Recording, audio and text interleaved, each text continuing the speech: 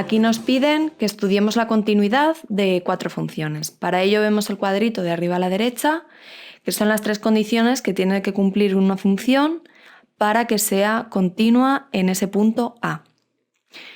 Veamos ahora el primer ejemplo. Nos piden estudiar la continuidad de la función f de x, que es una función racional, es decir, una fracción. En el numerador tenemos x al cubo menos 1 y en el denominador x al cuadrado menos 4. Si os acordáis, las funciones racionales eran continuas en todo R, salvo en los puntos aquellos que anulaban el denominador. Luego vamos a igualar el denominador a 0, resolvemos esa ecuación y esos puntos no nos vale. Ahí no va a ser continua la función. Hacemos x al cuadrado menos 4 igual a 0. Paso el 4 a la derecha y la raíz cuadrada de 4 es más menos 2. Luego la función f de x va a ser continua en todos los puntos reales, en R menos en S2 y menos 2.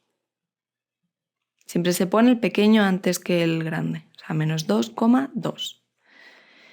El segundo ejemplo, se nos presenta una función logarítmica, es g de x, es igual al logaritmo neperiano de la función x al cuadrado menos 5x más 6. Acordaos aquí también cuando teníamos un logaritmo, el logaritmo de una función era continua si y solo si la función de dentro del logaritmo es positiva, es decir, es mayor estricta que 0. Vamos a resolver, por tanto, esa inecuación.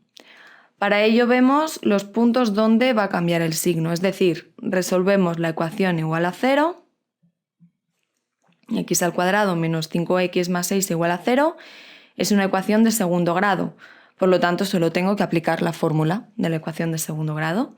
X es igual a menos b, es decir, 5 más menos la raíz cuadrada de menos 5 al cuadrado, que es 25, menos 4 por a, que es 1, por 6, que es c, luego menos 24.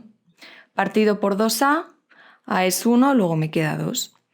Es igual a 5 más menos, 25 menos 24, 1, y la raíz de 1, 1, partido 2. De aquí, como siempre, obtenemos las dos soluciones, que es x igual 5 más 1, 6, entre 2 a 3, y la otra 5 menos 1, 4, entre 2 a 2. Para resolver estas inecuaciones, pintamos la recta y ahora vemos qué signo tenemos en cada trozo. Tenemos 3 intervalos, pintamos ahí las soluciones que son 2 y 3, tenemos esos 3 intervalos y vamos a ver qué signo tiene esa ecuación. La izquierda, el primer trozo, cogemos por ejemplo el 0. 0 al cuadrado, 0, menos 5 por 0, 0, más 6, 6, que es positivo.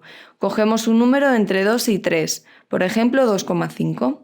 2,5 al cuadrado menos 5 por 2,5 más 6 nos va a dar un número negativo. Y en el último trozo cogemos por ejemplo el 4, 4 al cuadrado menos 5 por 4 más 6, positivo.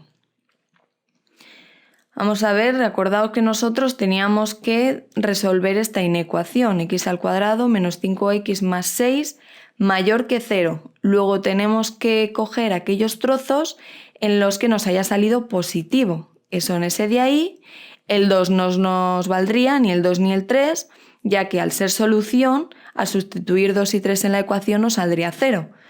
Y 0 no nos vale. El negativo tampoco, el positivo de la derecha también nos vale. Luego, g de x va a ser continua de menos infinito a 2, unión 3, infinito. Veis que el 2 y el 3 están abiertos. Cuando es un paréntesis, es un intervalo abierto y significa que no cogemos ese número. El tercer ejercicio, tenemos que estudiar la continuidad de la función h de x, que es la raíz cúbica de 1 partido x al cuadrado menos 3. Las funciones radicales, es decir, las que tenían una raíz, se separaban en dos casos, dependiendo del índice. Si el índice era impar, como es en este caso, la continuidad de esta función radical va a depender de la continuidad de la función de dentro de la raíz. Dentro de la raíz tenemos una función racional y las funciones racionales no eran continuas en aquellos puntos que anulaban el denominador. Luego vamos a anular ese denominador, es decir, igualamos x² menos 3 igual a 0, nos salen esos puntos más menos raíz de 3, luego en esos puntos nos saldría 1 partido por 0, que es infinito, y no sería continua la función. Luego la solución h de x es continua en todo R menos en esos dos puntos, menos raíz de 3 y raíz de 3. El cuarto y último ejemplo nos dan una función a trozos. Es decir, hasta un cierto punto vamos a tener un tipo de función que en este caso va a estar dividida en logaritmo de x, logaritmo neperiano de x, y x². Logaritmo neperiano de x va a ser esta función si x es mayor que 0 y x² si x es menor o igual que 0. Analizamos, siempre que tenemos una función a trozos, la analizamos por separado, es decir, logaritmo neperiano de x es continua si x es mayor que 0. Luego, como solamente está definido en x mayor que 0, es continua en todo R. O sea, en x mayor que 0. La de abajo es un polinomio, es continua siempre, particularmente es continua cuando x es menor o igual que 0. Ahora, ¿qué pasa cuando x es igual a 0? Es el punto que nos queda ver si es continua o no la función. Vamos a ver el cuadrito de arriba a la derecha y vamos a ir viendo cada punto si se cumple. Si se cumplen todos es continua en 0, por lo tanto continua en R. Que en algún punto no lo cumple, no es continua en x igual a 0.